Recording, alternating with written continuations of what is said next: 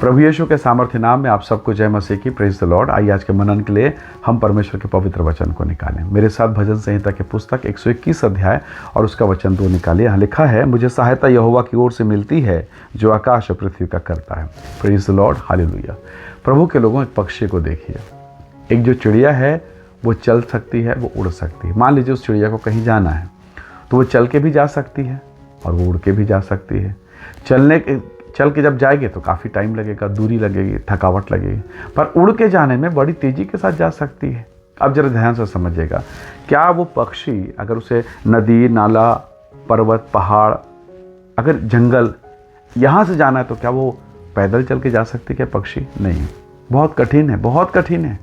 पर अगर उड़ के जाए तो नदी, नाला, पर्वत, पहाड़ कोई मायने नहीं रखता, क्योंकि वो तो उड़ रही है, वो तो आसमान में उनके कब्जे से उन रुकावटों के ऊपर में है। Praise the Lord, hallelujah. प्रभु यीशु मसीह ने निकोदेमुस को बताया, आत्मा से भरा हुआ व्यक्ति कैसा है। हवा कहाँ से आती, कहाँ को जाती, कोई नहीं जानता। वैसे ही आत्मा का संचालित जीवन है। रोम की कलीसिया को परमेश्वर का दास पौलुस कहता है कि जो आत्मा के चलाए चलते हैं वे ही परमेश्वर के पुत्र हैं। Praise the Lord. कई बार मैं और आप शरीर में चलते हैं, चिड़िया के समान पैदल चल रहे हैं। हमें उड़ने को पंख मिला है, हमारे पास पवित्र आत्मा है, हमारे पास उद्धारकर्ता यीशु है, पर पैर से चल रहे हैं और प्रॉब्लम है। हालेलुया। पैर से चलें, कितना दूर चलेंगे? इजराइली लोग निकले थे, जंगल मिस्र से निकले। जो रास्ता 11 दिन का था, जो मार्ग 3 दिन का था, 40 साल लग गए। 40 साल। क्यों? दिल कठोर था, परमेश्वर को समझे नहीं, मन कठोर था, कुड़कुड़ाहट से भरा था। वो जंगल जंगल घूमते रहे, जंगल जंगल। 40 वर्ष, कितनी पीढ़ी बीत गई। कई बार प्रभु मुझे आशीष दे रहा है, प्रभु आपको आशीष देना चाहता है, पर हम आत्मा में नहीं चल रहे। हम थोड़ी देर शरीर में चलते हैं, फिर आत्मा में चलते हैं, फिर शरीर में चलते हैं, और जो प्रभु हमको देने वाला है नहीं मिलता, नहीं मिलता, हमें मिल नहीं पा रहा है। कारण एक ही है कि हम उड़ नहीं रहे हैं, हम पवित्र आत्मा के अनुसार नहीं चल रहे हैं, और यही कारण है। परमेश्वर के लोगों, राजा दाऊद कहता है, मुझे सहायता यहोवा की ओर से मिलती है। वो राजा है, किंग ऑफ इज़राइल, हालेलुया। तो क्या वो अड़ोसी पड़ोसी राजा से सहायता नहीं ले सकता? ले सकता। उसने युद्ध में सहायता लिया, पर दाऊद अनुभव से जान गया, इनकी सहायता से मैं युद्ध नहीं जीतूंगा, मैं परमेश्वर की सहायता से जीतूंगा। 66 युद्ध लड़े, एक भी युद्ध में वो कभी परास्त नहीं हुआ। आपको मालूम है, गोलियात के साथ उसने पत्थर से लड़ाई की। रखने को तो 5 रखा, एक में काम तमाम हो गया। Hallelujah, praise the Lord. तो प्रभु के लोगों, परमेश्वर भी चाहता है आप पैदल ना चलें, आप शरीर में मत चलें, क्योंकि वो जो पक्षी है जब पैर में चलेगी तो शरीर में चल रही है, पर जब वो उड़ रही है तो वो उसे जो स्वर्गीय अनुग्रह मिला, वो जो कृपा मिले, वो उड़ने के लिए बनाया गया, चलने के लिए नहीं। पक्षी को पाँव दिया पर वो चलने के लिए। आपको जो आत्मा दिया, प्रभु का आत्मा आपको मिला, वो संसार की बातों के लिए नहीं, स्वर्गीय बातों के लिए, उस महिमा के, उस ग्लोरियस, वो विक्टोरियस लाइफ के लिए है। हालेलुया। इसलिए परमेश्वर के साथ चलें, वो आपको नदी, नाला, पेड़ पौधे सारे उलझनों से ऊपर लेके जाएगा। हालेलुया। अब पक्षी नीचे अगर देखे तो सारी बाधाएं उसे अपनी आंखों के सामने दिख रही, और वो थैंक यू बोलेगी।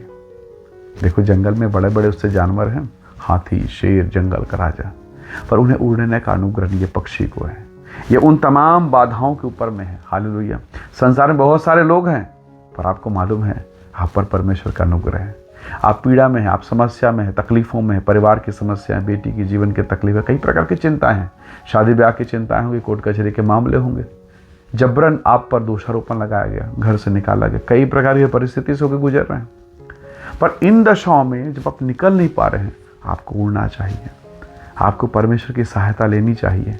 परमेश्वर हर किसी की सहायता करने के लिए तैयार। उसने कहा मत्ती के सुसमाचार 11:28-29 में, हे बोझ से दबे लोगों, मेरे पास आओ, मैं तुम्हें विश्राम दूंगा।